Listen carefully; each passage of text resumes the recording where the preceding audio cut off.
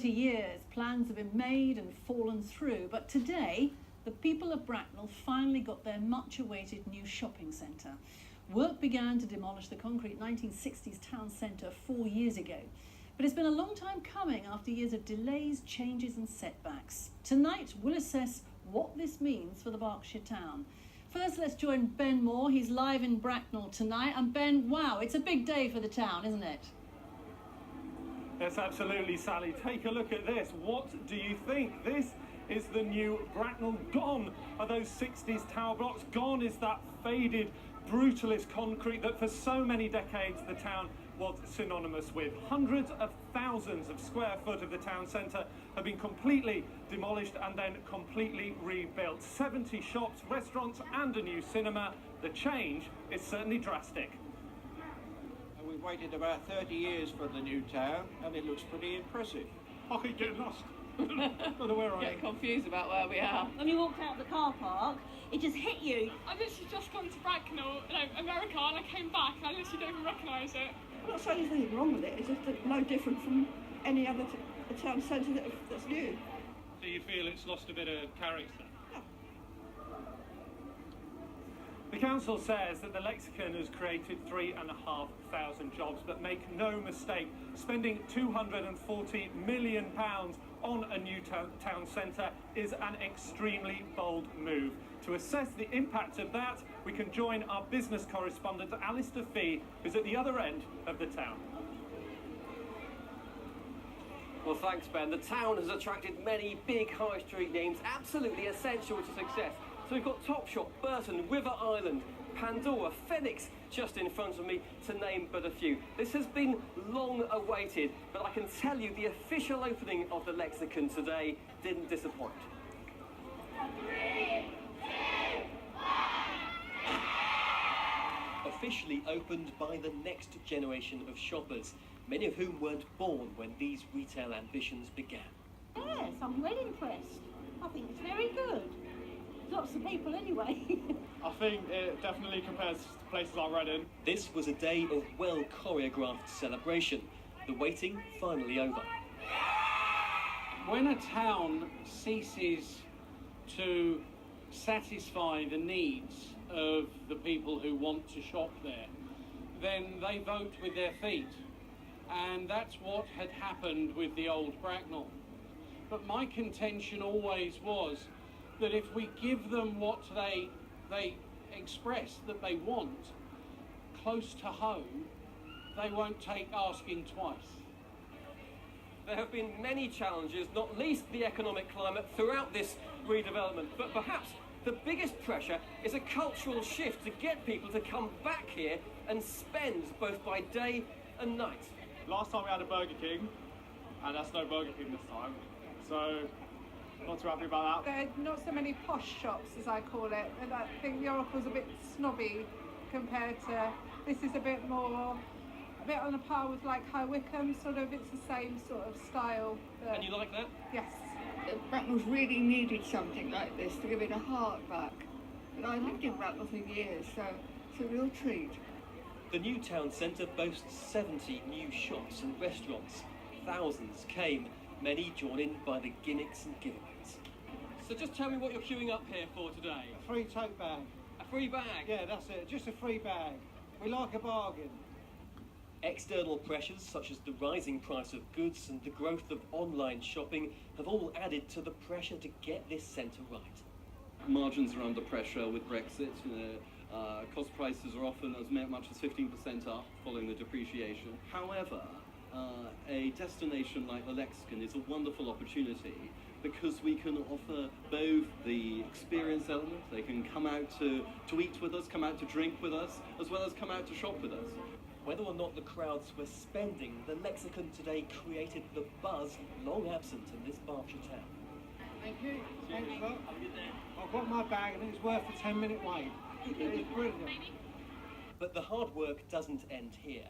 Bracknell must build on today's hype and make sure the crowds here today make this their retail destination of tomorrow. Well, as I touched on there, the pressure is now getting people to come here. No problems, as you can see here today, but there's a lot of competition around the region. So this is about changing the way people in Bracknell shop. Up until now, the town centre here has been quiet. There's been certainly no nighttime economy like we've seen in other towns and cities across the south. But retail has some other challenges too. The cost of goods, of course, has been going up in the shops. Wages, of course, hasn't been keeping up with that cost of living. So the climate around here is tough, but the hope is that these shops, the restaurants, the cinema, that's all going to be enough to draw people in. That's certainly not what we've seen in other shopping centres up and down the south of England.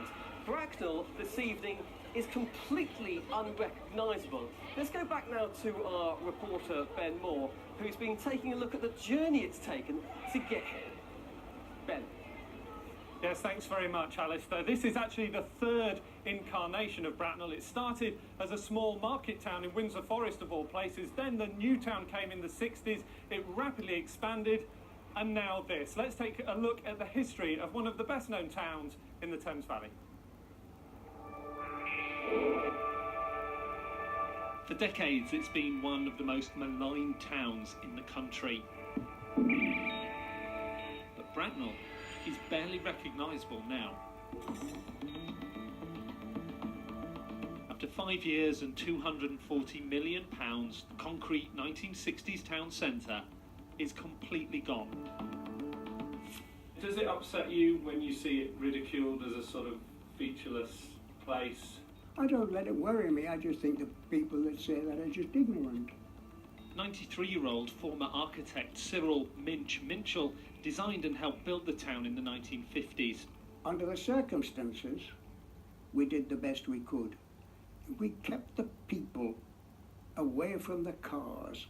So you've enjoyed living here in Bracknell? Yes, if it's good enough to build it, good enough to live in. Minch was asked to turn a small town of 5,000 people into a home for 65,000. Planners followed as best they could what was there already. The High Street, for instance, has never moved, but there were challenges. So we had this model made and we took it up to Leicester University and put it in the wind tunnels. And there was one corner, that particular area would be uncomfortable. And did the windy corners get built, or did you manage to smooth out the whole wind pattern? We planted trees. Our town was going to be a good place to work in and a grand place to live in, with plenty of open spaces.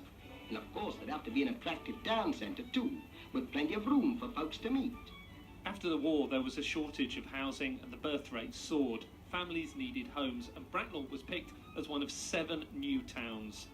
But not everyone here was enthusiastic. It's the same with all new towns. People didn't want it. Stevenage had a referendum. 60% of the local residents were against it. It still went ahead. Bracknell was exactly the same. Nobody wanted it. Nobody wanted their town destroyed. The Bracknell we know and love took 25 years to complete and lasted half a century. And the ideals this town was built on have endured. And I went preparing to criticise it. You know, I liked it. I like what they're trying to do.